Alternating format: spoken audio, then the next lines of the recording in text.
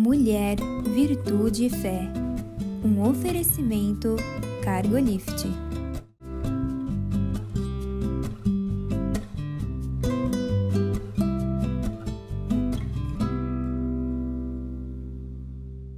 Olá, queridos, olá, queridas. Sejam muito bem-vindos à nossa programação. É uma alegria ter você aqui. Muito obrigada pela confiança, pela escolha. A gente vai fazer essa conversa valer a pena, não é, Eliane? Sim, porque para nós é muito bom, a gente sempre aprende, às vezes tem emoção nova, tem muitas descobertas que nós fazemos com essas conversas nossas, né? Com esses bate-papos que, olha, é uma coisa bem... mulher adora fazer isso, né? Com certeza. É muito gostoso e saber que você está aí é ótimo. Hoje a gente vai falar sobre crescimento emocional. E para você não pensar que é uma conversa técnica, cheia de coisas, eu já vou começar direto com a palavra de Deus, porque o nosso apoiamento é em cima da palavra, tá? Então, a palavra de Deus, no Salmo 139, começando no 23, diz assim: Sonda-me, ó Deus, e conhece o meu coração. Prova-me e conhece os meus pensamentos. Vê se há em mim algum caminho mau e guia-me pelo caminho eterno. Uau, linda oração, né? É linda a oração. É polêmico porque tem gente que interpreta que o coração é mau, né? Tem gente que interpreta que é bem isso, sonda, mas é um lugar a ser protegido, é uma coisa de emoção mesmo, e na verdade ele tem essas duas coisas, é dentro dele que procedem todas as fontes da vida. Fontes da vida. E tem coisa ruim também. Em alguns tem. Talvez você falou certo, a palavra não seja tão mal, mas ele pode ser enganoso. Enganoso. Né? Que é uma tradução boa, né? Mas ela é uma oração dirigida forte a Deus. Sonda-me, né? Conhece o meu coração.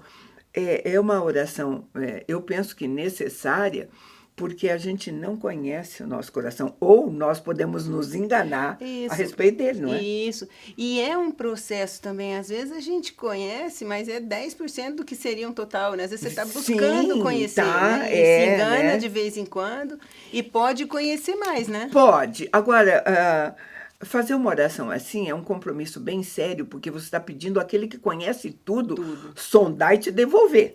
Que vai ser honesto, que vai ser verdadeiro, que conhece, né? Então, às vezes, você pode ouvir alguma coisa que não é tão boa. Sim, né? Tem que Na estar hora preparado. Que a gente se expõe, né?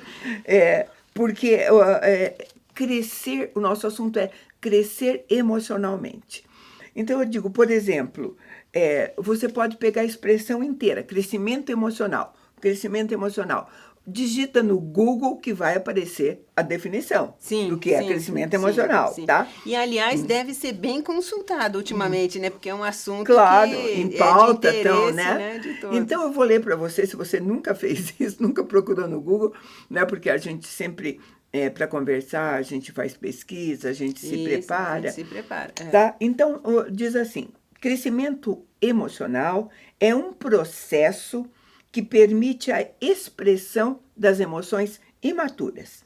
Somente quando elas são expressas, podemos entender o seu sentido, a sua importância, até que se atinja um ponto que a gente saiba lidar com elas. Bom, traduzindo, crescimento emocional é quando você não se deixa, você já caminhou o suficiente para não ser surpreendido por uma emoção e não saber como reagir, não é isso? Isso. Eu já ouvi também do Dr. Augusto Cury, assim, que as emoções são sempre imaturas, como ele começa no tratamento, né? As emoções são uma criança, né? Assim, que elas vêm a hora que querem, na intenção que às vezes é desproporcional para a situação. E você trazer a maturidade, né? Significa isso, entender, trabalhar, mexer com elas, poder né? mexer, ter um certo domínio sobre ela, né? Não vai ter total nunca. Total eu também acho, eu também acho, porque elas continuam acontecendo sempre em dimensões, né? Mas é aquela história assim, envolve o crescimento emocional, essa maturidade, ela envolve você compreender, reconhecer e gerenciar aquela emoção, para você não passar alguns constrangimentos. Você já pensou às vezes você está num lugar público, vem uma emoção e vem um choro que não cabe ali naquela hora. Não tem isso, né? Já. É determinadas situações em que parece que está fora do seu controle, aquela emoção vem, Sim. que você falou, puxa, estava aí, né? E às vezes ela realmente destoa, né? Você já não aconteceu de você olhar... às vezes para uma pessoa assim, tipo, nossa, ou tá gritando, ou fez isso, ou fez aquilo, porque ela não soube gerenciar direito uma emoção, né? E a gente sabe que está ali quase que ligado mesmo, né? À medida em que você quer se expressar e não consegue, ou a outra pessoa não te dá ouvidos, né? Você vai aumentando a intensidade de como você se expressa. Vai falando alto, arregala os olhos, você põe a mão, você aproxima. E sabe, esse é um aspecto de reação física e tudo mais, mas ele tem outras complicações também. Sim. Porque quem não gerencia bem as emoções, a saúde mental é afetada. Sim. Né? O corpo, né? O corpo é afetado, né? Tem determinadas doenças que são psicossomáticas, assim, claramente, né? Muita emoção não digerida, não gerenciar a emoção. Gerenciada da doença mesmo. Sabe, existe uma maneira, como a gente diz, apesar de que a gente talvez não consiga todas, e também não é um processo tão simples. É mais fácil falar do que botar em prática, né, Eliane? Tem até uma expressão que fala assim, né? A flor da pele, né? Realmente, as emoções estão muito ligadas com a pele. Tudo no seu corpo está assim, mostrando aquela emoção, né? E às vezes a gente quer nos privar mesmo de exposição e abafar uma emoção, e às vezes a gente não tem maturidade para isso, não. Isso, né? Se você não consegue entender e articular dentro de você, porque o que é isso? Seria colocar uma outra emoção no lugar daquela, né? Ou cuidar dela, e se você não entende, não vai ter como. E sabe, queridos, isso tem muito a ver com o outro. Porque se você estiver sozinha na tua casa... Provavelmente você não vai você não está nem aí com gerenciar a emoção, né? Se você tiver, né? Aí tem aquela história de chorar debaixo do chuveiro, tem alguns que dizem, vou entrar no meu quarto para gritar, não tem essa coisa, né? Tem. Mas a gente tem porque o equilíbrio emocional, o crescimento emocional, nos dá essa capacidade de se relacionar com o outro de maneira que nós e eles se sintam à vontade, com mais naturalidade, com mais, né? Acolhimento, né? E é interessante isso, porque se os relacionamentos não estão bons, ou às vezes você vai descarregar em cima daquela outra pessoa, aí vai piorar. Por isso que vem essa possibilidade, né? Então, se afasta, vai lá, descarrega a sua emoção para depois você voltar e poder consertar o relacionamento. E aí você pode se perguntar como é que a gente desenvolve essas habilidades emocionais. Isso, é uma boa pergunta, Tem muitas maneiras. Inclusive, alguns talvez precisem até de um especialista, de um profissional numa área específica. Mas a nossa conversa aqui, que começou com um versículo, com a palavra de Deus, sonda né? de Deus, Deus sonda meu coração. Para nós vamos sempre nos pautar nas orientações que estão na Bíblia, né? Então, porque quando a Bíblia, eu comecei e disse, sonda-me, sonda meu coração, me mostra, né? Tudo para Deus. Tem outro versículo em Provérbios que você deve conhecer, Provérbios 28, 13, que diz assim: aquele que encobre as suas transgressões nunca prosperará, mas os que as confessa e deixa alcançará misericórdia. Amém. Olha que interessante. Então, encobrir sentimento, né? Encobrir essas coisas, você não prosperará, não vai para frente. Não vai. Porque é um auto-engano, né? Uma coisa é você aceitar e se arrepender, ou consertar, ou entender, e a outra é você ficar falando, não existe, eu não fiz isso. Não.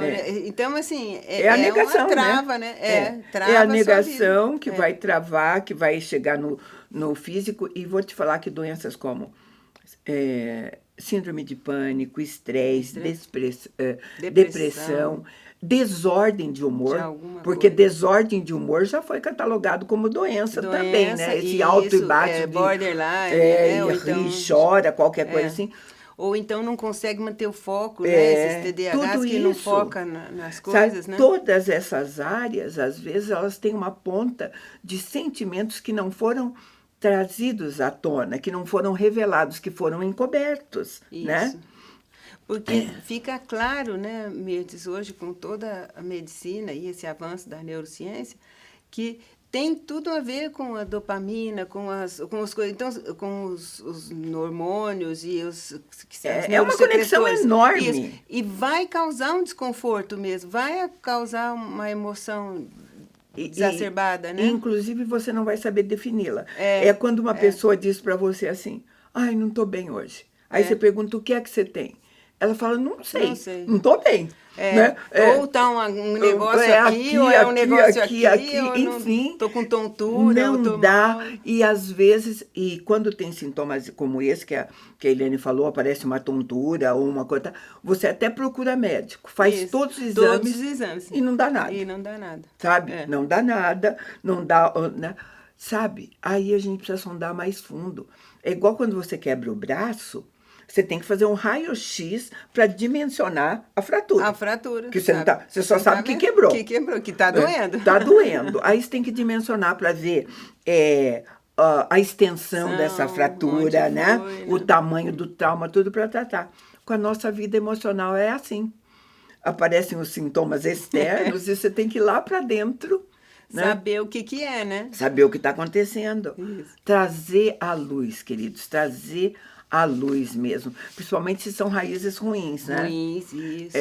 A gente sempre diz isso para você, raiz quando vai para baixo, ela fica forte, a raiz procura escuridão. Escuridão, né? Solo fértil, com água. Tudo. Agora, pega uma raiz e traz ela para a luz do sol, o que acontece? Ela morre. Ela morre. E às vezes a gente precisa tirar aquilo que está lá dentro de nós, nos incomodando, né?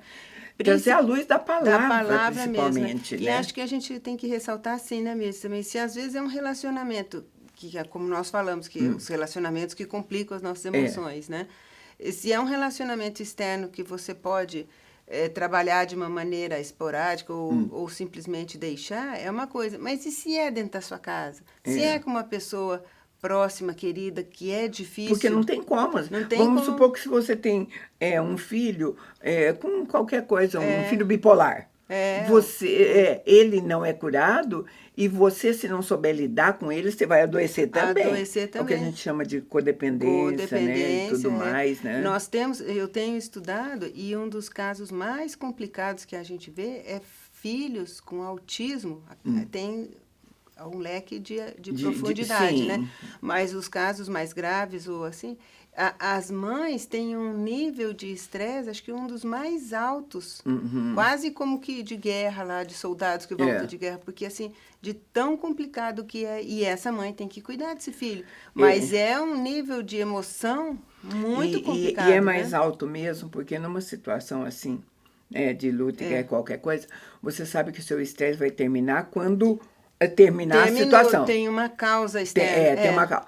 Essa não, essa é contínua, é sempre, né? Além da pessoa não ter uma melhora, é um tratamento que você vai ao longo da vida, é uma pessoa que está mexendo com quem você ama, né? Sim, é muito difícil. Então, queridas, eu vou fechar esse bloco com aquilo que a gente sempre tem trabalhado, que também é a palavra de Deus, que está na terceira carta de João, capítulo 1, verso 2. Amado, acima de tudo, eu faço votos por tua prosperidade e saúde, assim como é próspera a tua alma. Essa é linda. É bom, né? Então, aí eu vou chamar um intervalo bem pequeno e a gente volta para continuar essa conversa.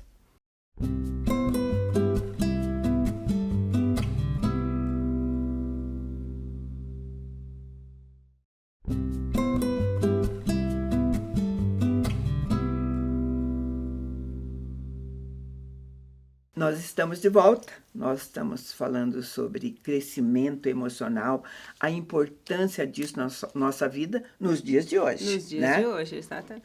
Podemos até usar a Bíblia, que já é escrita há muito tempo atrás, mas é tão atual quanto hoje, né? Sim, né? Já se ela foi escrita para isso, Para isso. Então, quando a gente tem aquela capacidade de sondar mesmo a nossa estrutura interior é identificar rejeições, traumas, enfim, coisas que vieram no passado, às vezes até modelo de autoridade dentro da tua família. Isso, né? Nossa, muito bem lembrado, porque um modelo muito autoritário ou um modelo extremamente ausente vai gerar um problema emocional diferente, mas assim, tão graves mais quanto. grave, né? E todas essas coisas contribuem para que as nossas emoções adoeçam. Vamos usar bem essa expressão. Emoções doentes mesmo, né? Isso, se ficarem. isso. Porque se você cresceu, é adulto e tem emoções infantis, você tá está complicado. Está né? complicado. Está complicado para você. Agora, não é só, às vezes, olhar para o passado, tudo, porque as nossas escolhas também mexem com as nossas emoções, né? Exatamente. E, aliás, as escolhas refletem muito o estado das nossas emoções, né? Porque uma criança ou um adulto infantilizado tem um tipo de escolha. Um adulto maduro vai ter outra, porque a criança só quer se atendida nas suas necessidades, né? Um universo mais fechado.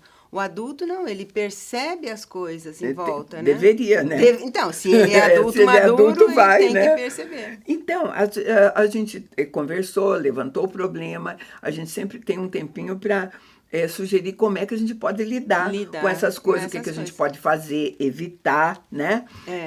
Mudar. O estilo de vida da gente vai ser mexido quando você se propõe a fazer uma mudança, né? Tem que estar aberto ao dinamismo. Tanto fala isso, né? Que não é nem sempre o mais forte, mas é o que é mais maleável e dinâmico, que se adapta, né? Você tem que estar aberto para a mudança.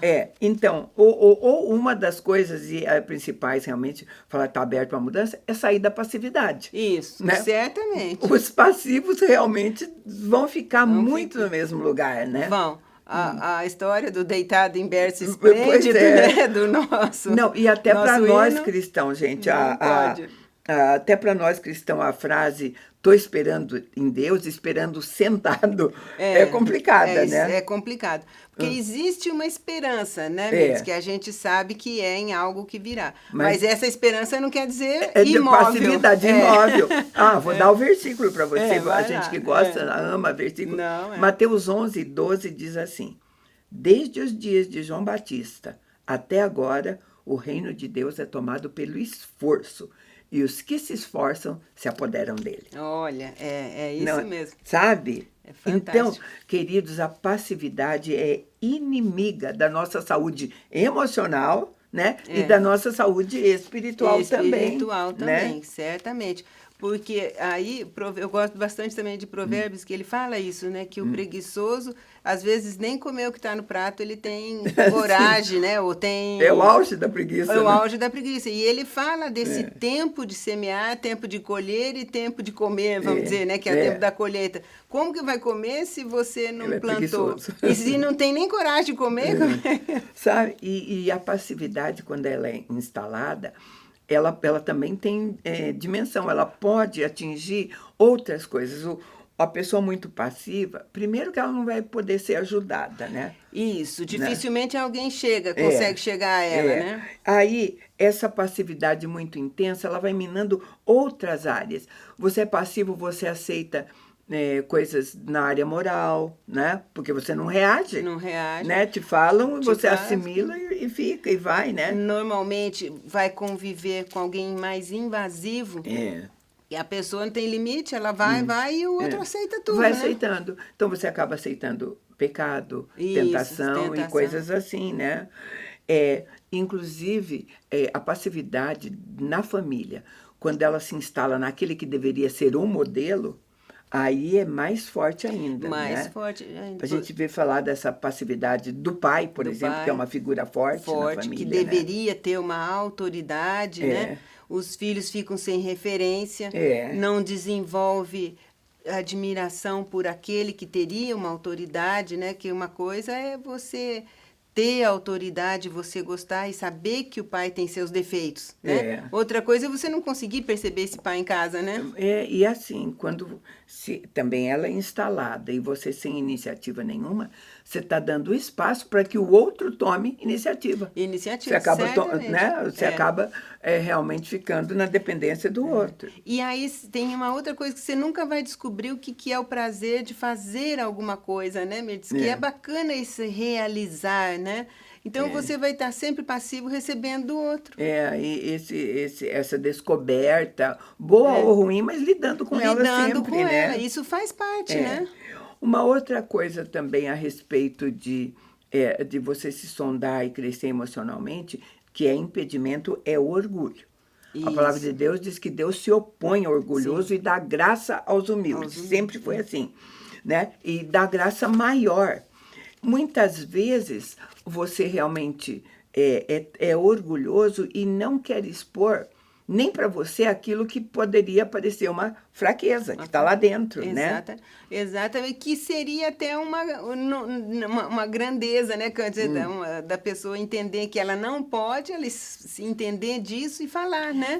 Para que ter esse orgulho, né? Porque esse é o remédio para o orgulho, a humildade, né? Aquela humildade de... Mas a gente vai ver no exemplo bíblico, talvez um dos mais conhecidos a respeito de orgulho, está lá em 2 Reis, eu vou ler para você, 2 Reis, no capítulo 5, verso 1, diz assim: Naamã, o comandante do exército do rei da Síria, era um grande homem diante do seu senhor e de muito conceito, porque ele e o Senhor deram vitória à Síria, ele era um herói de guerra, porém era leproso. Então faz uma série de elogios a Naamã, né? Um homem poderoso, honrado, que obedecia, que fazia uma porção de general, né? Um general, forte, né? E diz, porém, era leproso. E este, porém, era leproso, ele precisava ser curado dessa lepra, né? Aliás, quem está doente procura ajuda e tudo mais. Aí... ele ouviu falar de um profeta de Deus que agia, você deve conhecer a história, eu vou te dar, né? E ele vai pedir ajuda a esse profeta. Eu vou ler mais um pedacinho da Bíblia para falar para você. Em 2 Reis 5, agora eu estou no 10.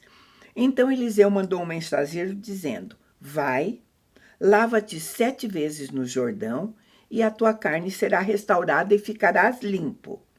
Naamã, porém, se indignou e se foi, dizendo, pensava eu que ele sairia a ter comigo, por-se-ia em pé, invocaria o nome do Senhor, o seu Deus, moveria a mão sobre o lugar da lepra e restauraria o leproso.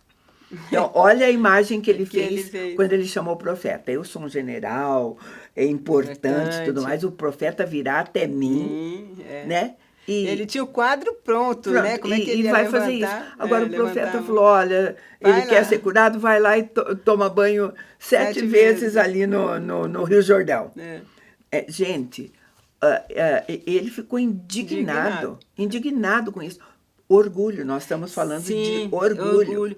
Uma que foi frustrado primeiro aí, que ele nem foi falar, né? Vamos nem dizer foi, assim, não se deu ao luxo. Não se deu ao luxo. E depois ainda que mandou fazer uma coisa que ele já achou que não era ele falou, Rio Jordão, né? Onde eu moro tem 2 rios muito maiores e famosos do que esse. Podia pelo menos me banhar lá, né? Aí, gente, sabe como é bom a palavra de Deus? Diz que na multidão de conselheiros há sabedoria, né? Se juntaram com ele e falaram, Naamã, o que custa? E se for esse o único jeito de você ser curado? Você não faria? Você não faria? Lógico. Eu também faria, né? Cadê o orgulho nessa hora? E assim, você já não está aqui mesmo, por que vai esperar voltar lá para a Síria, né? Sabe? Então, o que pode acontecer? Leproso já está, né? Poderia... Banho. Enfim. Não faria ali mal, né? Para tomar este banho no Rio Jordão, ele teve que se despir deste orgulho primeiro. Isso. E foi muito emblemático, porque ele se despiu de tudo. Ele tirou a armadura. Teve que tirar tudo. Aí é que é bonito, legal, né? Aí é que é bonito. Porque se ele não tira, ele continua naquele orgulho, né? Sabe, então, tirar as estrelas que um general tem, tirar a armadura. né, se despe do orgulho mesmo, expôs completamente as feridas. As né? feridas, olha Porque só. você vê, todo mundo quer cobrir a lepra, né? Sim, ainda mais naquela época, que às vezes você era afastado, era uma coisa que não tinha cura, né? Era terrível. E eu acho muito bom a gente falar em orgulho, porque orgulho é uma marca da nossa geração atual, Sim, né, Eliane? Né? Então, tem pessoas, e de crentes também, de pessoas crentes no Senhor Jesus que não gostam, às vezes, de expor sofrimento para não ser julgada. É crente, está sofrendo tanto, né? Isso, porque pode ter um julgamento assim, né, Miss? Mas se ela é crente, como é que ela está nessa situação? Né? Passando por isso. Por isso. Aí a pessoa fica com aquele certo orgulho, né? Não quer se expor. Jesus falava assim, tenham cuidado com o fermento dos fariseus. Qual era o fermento dos fariseus? Eles eram hipócritas. Jesus os chamou de hipócritas. Eles aparentavam uma coisa que não necessariamente eram. Uma religiosidade. E às vezes, se você que é o mais difícil, o mais importante, às vezes é uma pessoa importante, que nem ele ali era, e no caso é religioso, não precisa se gabar disso, não precisa se encher, né, com isso, né? Então, sabe, a capa de religiosidade, de julgamento, coisa que aconteceu na mão, o que vão pensar? Eu, um general, eu que estou na igreja desde criança e tal, passando por isso. Gente, isso é pura hipocrisia mesmo, como Jesus falava, sabe? E ainda pior, sabe por quê? Porque continuam ministrando na vida de outras pessoas sem serem tratados. Sem deixar se tratar, né? Isso aí é muito grave. Jesus combateu isso, sabe? Então, para a gente lidar com aquilo que adoece as nossas emoções, a gente precisa pensar que espiritualidade é uma coisa baseada na essência e não na aparência. Isso é importante a gente falar, né? Sabe? Outra coisa, né? Tem muitas, a gente vai dar o que der, né? A palavra de Deus diz, e essa é básica, talvez a gente devesse falar primeiro, sabe? A falta de perdão é uma armadilha para a gente olhar para dentro de nós, porque quando você decidiu não perdoar, alguma coisa dentro de você está errada. Está errado, você se fechou, né? Para o novo, se fechou para possibilidades do outro entrar. Para aquela questão. Para aquela questão, porque eu vou receber o perdão, sou eu que estou certo e pronto. O outro, ele que vem a mim, né? É diferente. E sabe, e lidar com isso é saber assim, não interessa o que eu estou sentindo a respeito de perdoar ou não. É uma ordenança bíblica. Isso, eu preciso perdoar. E vou ter que encarar isso. Né? E do ponto de vista também pessoal, né, como nós estamos falando das emoções, em determinado ponto eu tenho 50% de chance de culpa ou de acerto e o outro também. Então, o que cabe a mim, eu preciso fazer. Claro, né? É que se você se fechou para isso, você fechou outras possibilidades. Né? Daí não vai dar certo nunca, não. Nunca, né? Exatamente. Então, queridos, é uma conversa longa, a gente promete que traz o assunto numa outra vertente aqui. Um outro aspecto, né? Sim, é importante. Né? E hoje a gente agradece muito a tua companhia e te convida a estar conosco num próximo programa. Deus te abençoe.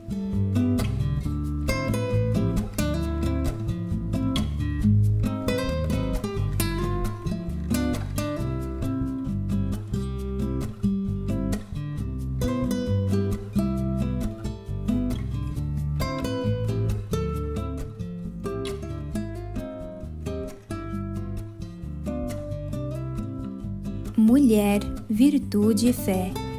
Um oferecimento Cargolift.